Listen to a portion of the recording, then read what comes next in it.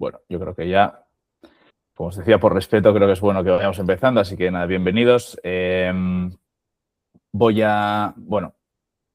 a tener una sesión, yo creo que serán 30 minutos, quizá 40, en función luego si salen dudas o no. La sesión de hoy es una sesión, bueno, teórico-práctica de la gestión de proyectos de construcción y, en concreto, tratando el tema de pues delegar el control, o sea, delegar sin perder el control, ¿vale? Así que nada, por ir contextualizando, doy unas pinceladas de unas normas básicas para que todo vaya bien. Normalmente, bueno, siempre empezamos así. Ya veo que estáis todos muteados, así que, bueno, ese es el primer punto y más importante. No hay problema si luego salen preguntas, habrá turnos de preguntas. O sea, os daré pie, ¿no?, a preguntar, levantáis la mano y por orden os iré dando paso si es que hay alguna duda. Y bueno, por contextualizar un poco, algunos me conocéis, otros quizá no tanto. Un poco, pues, quién soy yo, quién es ODEI y por qué estamos haciendo esta sesión. Vale, bueno, yo soy ingeniero de caminos, vengo del mundillo de la construcción, siempre especializado bueno, siempre de la obra grande, infraestructuras, y desde hace 7 años ya que nos dedicamos, bueno, en ODEI, que es una compañía que fundé hace varios años, nos dedicamos a la transición digital de constructoras y empresas del sector, ayudándolas desde un ángulo tecnológico, pero también desde un ángulo de transformación y de gestión del cambio, ¿no?, que es una de las patas fundamentales antes de embarcarnos en la implementación de cualquier software o tecnología. Pues antes nos gusta siempre brindar esa pata de experiencia y de un poco quizá contraste y de know-how, de al final de todo lo que venimos aprendiendo con otros de lo que funciona y lo que no, pues intentamos aportarlo en esa fase inicial de las implementaciones, y este ejercicio es parte de esa voluntad de compartir conocimiento y bueno, y espero que le saquéis algo de provecho. ¿Por qué estamos así? Bueno, pues en general esta serie de webinars salen de nuestro día a día, de ver cómo hay pues muchas constructoras, pequeñas y grandes, que quieren un cambio, que están buscando, que están un poco intentando pues eso, ejercer algunos mecanismos de transición dentro de sus empresas, pero que pues hay un cierto desconocimiento o falta de profesionalidad, y al final, pues también lo he dicho, ¿no?, antes, lo que venía diciendo, con la experiencia que venimos manejando, pues al final decimos pues que hay que contarlo y lanzamos esta serie de webinars. Así que, bueno, antes de arrancar y entrar ya en harina, por calibrar para quién es este seminario, nosotros hay veces que hacemos seminarios para empresas más pequeñitas, otras más grandes. Este seminario es general, es decir, esto es un tema de delegar control, y a la hora de delegar control es bastante parecido, no voy a decir igual, pero es bastante parecido delegar el control a una pyme de 10 personas que una empresa de 50. Sobre todo teniendo en cuenta que estamos hablando del control más operativo y no estoy, bueno, al menos la profundidad de este seminario no llega a delegar, digamos, el trabajo de obra, ¿no? Eso, por supuesto que no. Así que, bueno, eso sería la audiencia.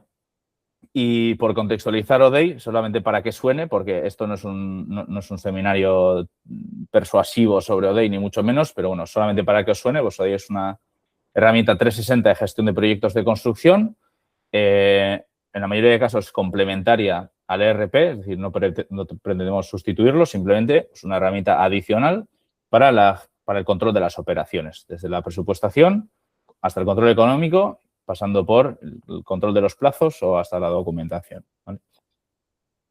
Y ya vamos a arrancar.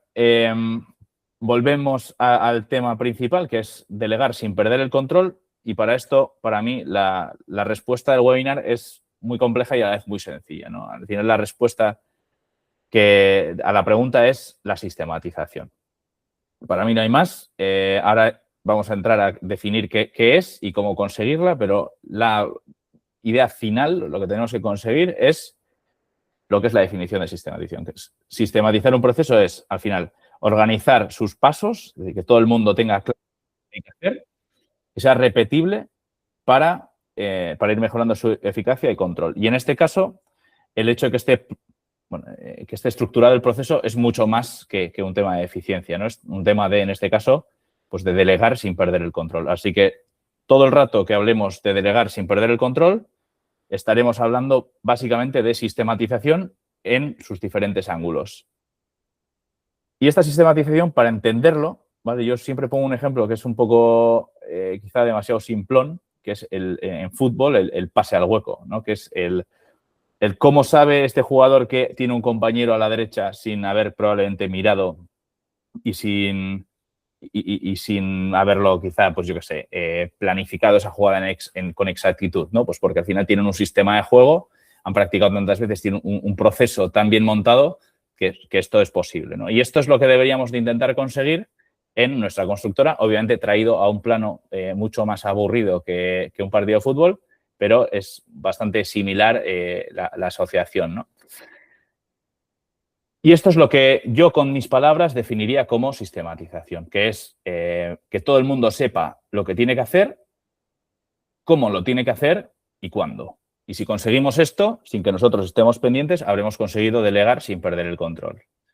Pero claro, esto tiene un problemón, que es que no solamente hay que saber qué, cómo y cuándo, sino que además hay que hacerlo, ¿no? Que es, digamos, lo que ya es más complicado, que consigamos que Paco, el jefe de obra, haga lo que tiene que hacer exactamente en ese momento y con la calidad que se espera de él, ¿no? Y eso es lo que intentaremos resolver, que anticipo, ¿vale? Aquí no vamos a dar recetas milagrosas, simplemente daremos direcciones de cosas que a veces funcionan. Bien, así que la primera parte de la pregunta o la primera parte del problema, simplificándolo mucho, es intentar definir en cada una de nuestras empresas qué es lo que tenemos que hacer, cuándo y cómo, ¿vale?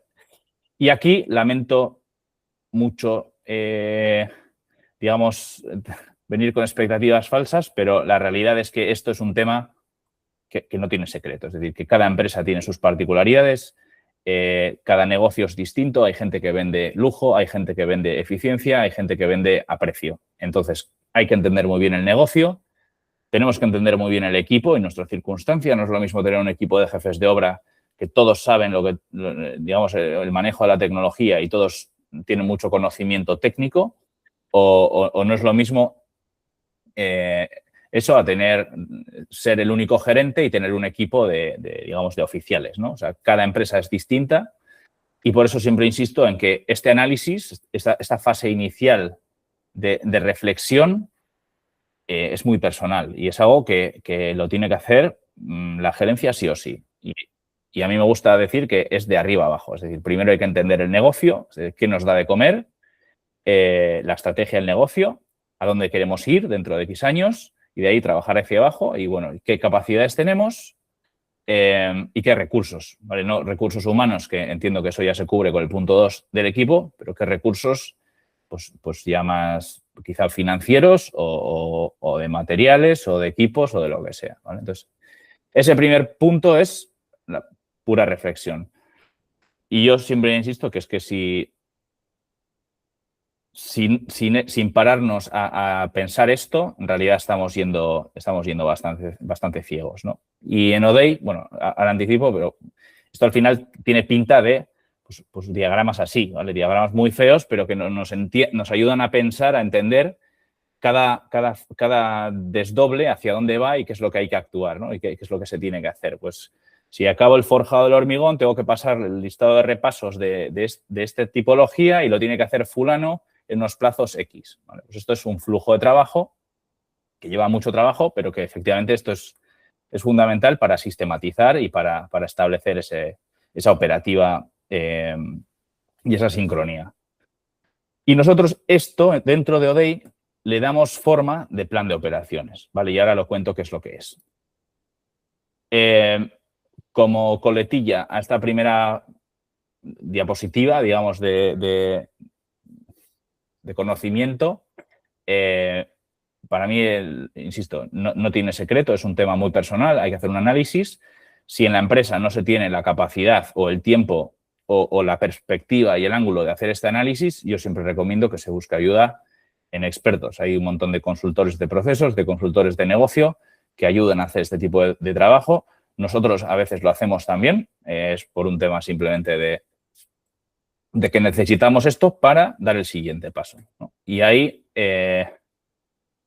al menos en ODEI, algunos clientes que están en esta reunión o en este seminario, dan fe. O sea, al final lo primero que hacemos es estructurar cómo vamos a intentar trabajar a partir de ahora y eso tiene forma de plan de operaciones. Y este iconito es porque yo esto lo asocio a una receta de cocina, que es, oye, ¿quién tiene que, o sea, cuántos ajos necesitas para esto? Pues esto. ¿Quién tiene que hacer qué? ¿Y en qué momento echas la cebolla a la sartén? Pues en este punto, ¿no? O sea, ese plan de operaciones es lo primero que intentamos redactar en base a lo que hemos visto en la diapositiva anterior y es un documento que además nos gusta que se consensue con la gerencia. Es decir, ¿tú estás de acuerdo con esto?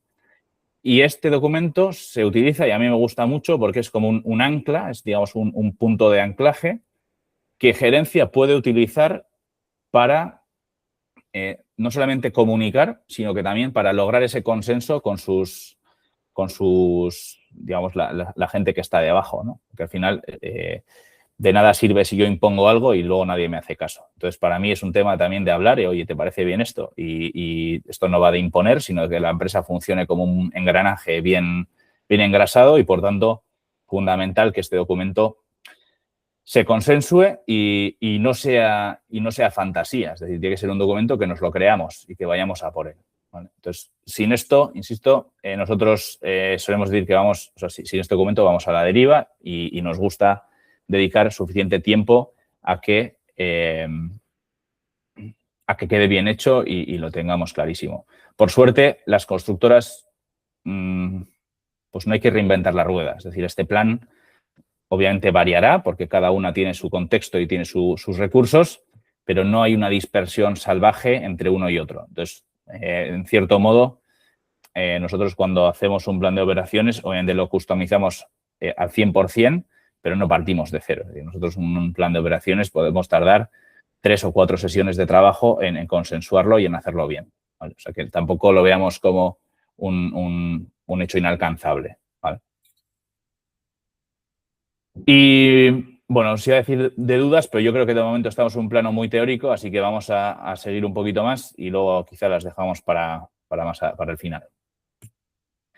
Bueno, y luego voy a dar para atrás para entender, bueno, para acordarnos de qué eran los dos pasos. Digamos, el paso 1 es definir el qué, el cómo y el cuándo, que ese es el plan de operaciones, y luego es conseguir que se ejecute, ¿vale? Que aquí es ya donde realmente es complejo y tenemos que ser creativos y tenemos que imponer mecanismos.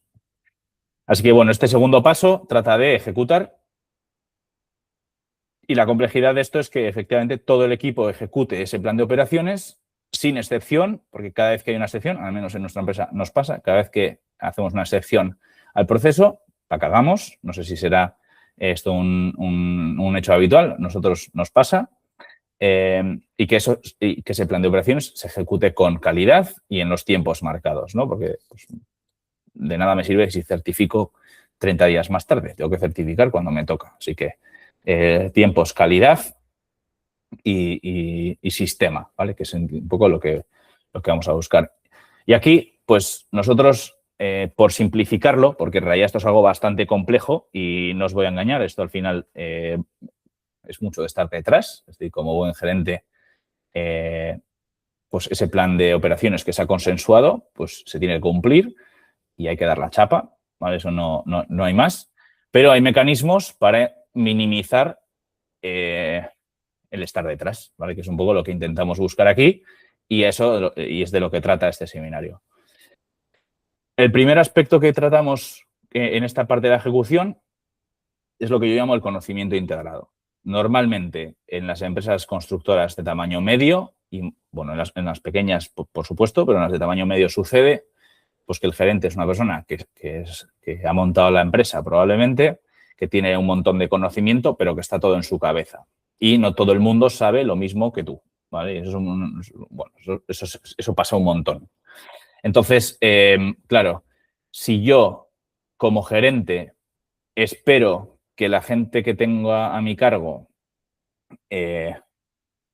sea igual que yo en la gestión o opere igual que yo les tengo que formar, ¿vale? Y eso lleva tiempo y eso a veces es problema porque no todo el mundo tiene las mismas aptitudes.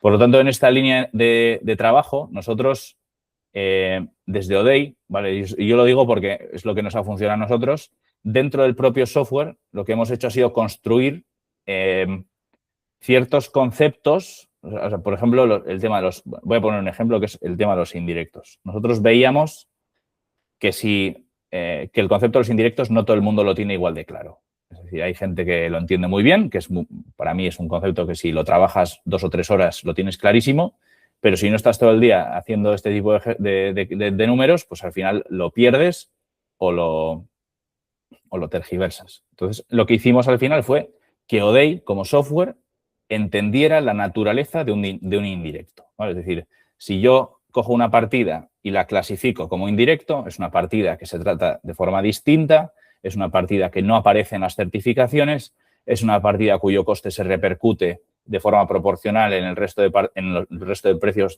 unitarios de venta y hay un montón de derivadas que surgen de esa caracterización como coste indirecto que hacen que yo, sin tener que preocuparme de si mi personal ha entendido o no el concepto, pueden operar con él.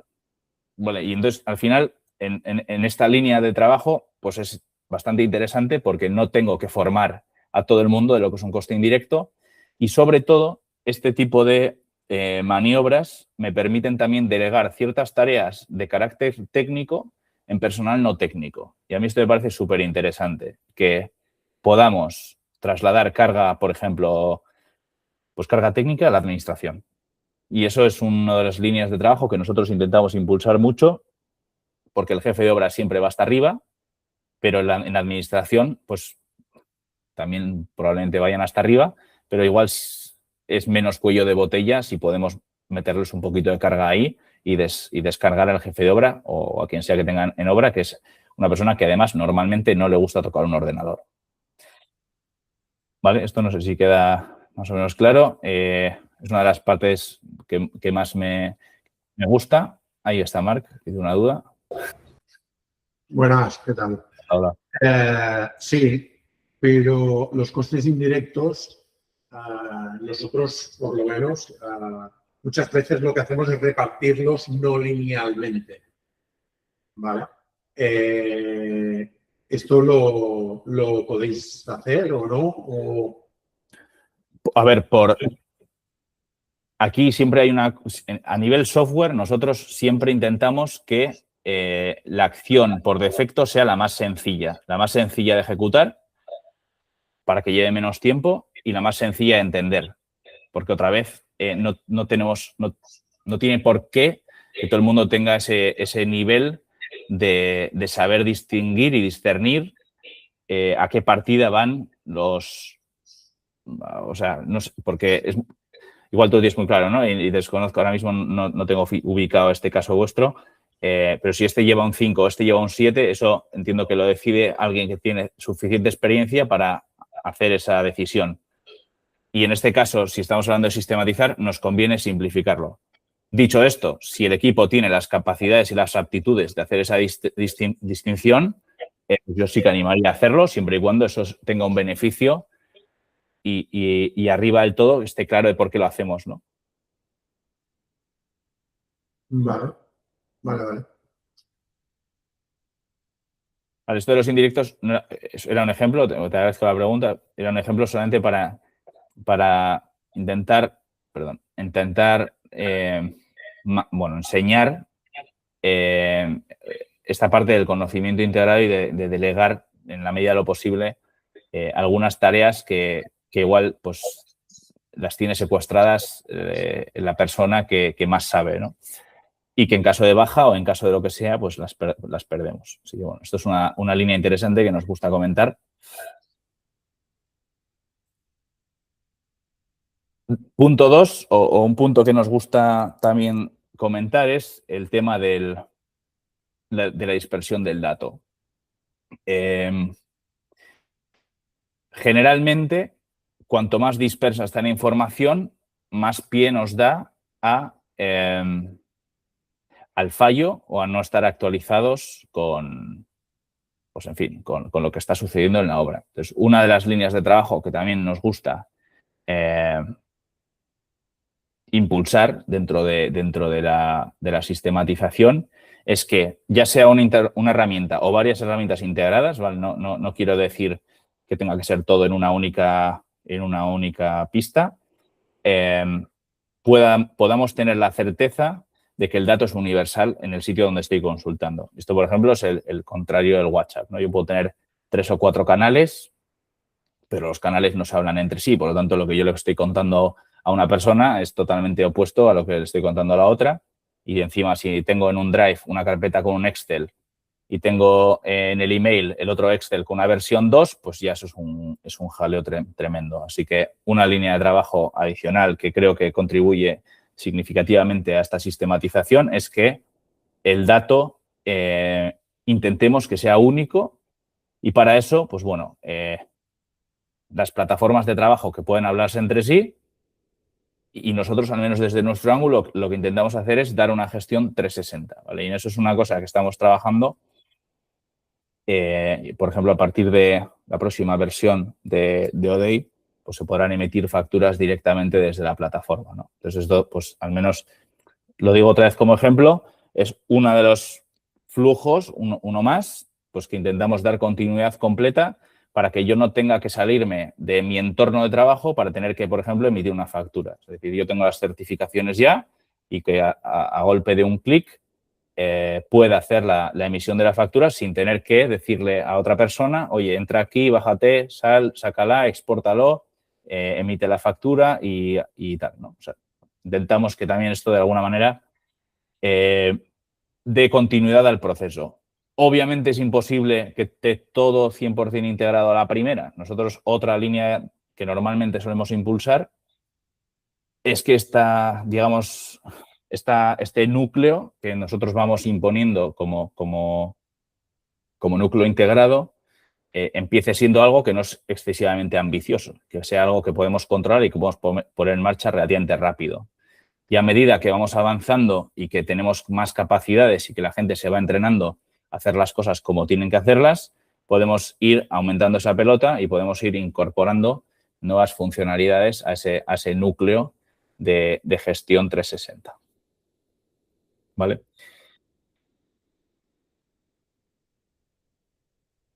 Y el punto 3, ¿vale? Porque podemos estar aquí mucho rato, pero intentando ser relativamente fiel a los tiempos que prometíamos. Y el punto 3 es la automatización, ¿vale? Si quiero sistematizar, hay una componente o hay un grupo de acciones que puedo, digamos, estipular en mi plan de operaciones y tendré que perseguir. Obviamente, la automatización completa es ideal. Si pudiéramos automatizar toda la obra, sería la leche, pero no creo que sea algo realista, ¿no? Entonces, hay una gran cantidad de acciones que simplemente tenemos que tirar del manual de operaciones y tenemos que estar detrás. Para eso es interesante que ese documento sea, como decíamos antes, ¿no? Consensuado y que esté presente frecuentemente en las conversaciones, pero luego habrá siempre un porcentaje de acciones que puedan ser automatizables. Y esto, al menos, bueno, pues creo que es una línea de trabajo que es súper interesante porque nos permite, de alguna manera, poner el piloto automático. ¿Y por qué? Pues al final nosotros hemos llegado a la conclusión de que el humano es irregular y por mucho que tengas un plan de acción, el humano siempre va a tender a salirse del proceso, porque es nuestra naturaleza y yo mismo, por mucho que me encanten mis procesos, me salgo de ellos, porque por lo que sea, ¿no? Es un sesgo, no sé si es algún sesgo cognitivo o algo, pero no, tendemos a ello. Hay gente que es muy buena en esto, hay gente que es muy mala en esto. Entonces, el poner nuestro proceso como dependiente de lo que le apetezca al tío que tienes delante, pues es un riesgo para la empresa y, por lo tanto, nosotros lo que intentaremos siempre es ir eliminando poco a poco la dependencia de que a la persona que tenemos delante le apetezca hacer algo o no le apetezca hacer algo. Así que la automatización la ponemos como tercera línea de trabajo, que obviamente no es porque sea la tercera más importante, para mí son todas igual de relevantes, pero sí que sería una línea de trabajo y en eso, pues nosotros, por ejemplo, pues intentamos poco a poco ir metiendo automatizaciones nuevas para que cada vez sea más fácil que una cosa que sucede en un sitio cause un efecto en otro lado, ¿vale? Pues, por ejemplo, si yo, lo que os decía antes, ¿no? Si yo emito una certificación, se puede llegar a activar una automatización que dé pie a una emisión de factura de forma automática. Esto es un ejemplo muy chorra, pero al final me está quitando la necesidad de que alguien se acuerde de hacer eso. Y más que tiempo, lo que ahorran son espacio mental. Y para mí eso es algo fundamental, que es que la gente que está en obra tenga el ancho de banda para poder dedicarle recursos mentales a lo que realmente es importante y todo lo que es gestión pueda ponerse en piloto automático. Y bueno, hasta aquí un poco la exposición. Como decía, creo que he clavado en 30 minutos. Vamos a dejar ahora un ratillo para dudas. Si queréis, tanto aquí en público como por el chat o también en privado, las atendemos sin problema. Los que estéis, digamos, los que ya estamos trabajando juntos, por supuesto. Y el resto, pues os concederemos ahora un ratillo para preguntas, si queréis.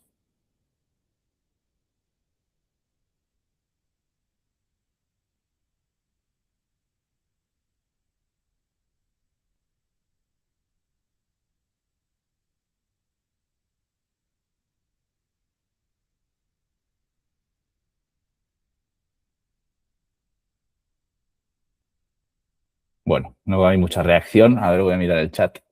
A ver si hay por aquí algo.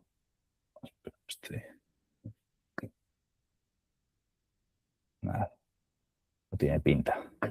Pues nada, muchas gracias por vuestro tiempo esta tarde y supongo que el próximo webinar será septiembre, así que paséis feliz verano y que vaya todo bien en las fiestas. Muy bien, venga, pues. Vale, hasta luego. Hasta luego.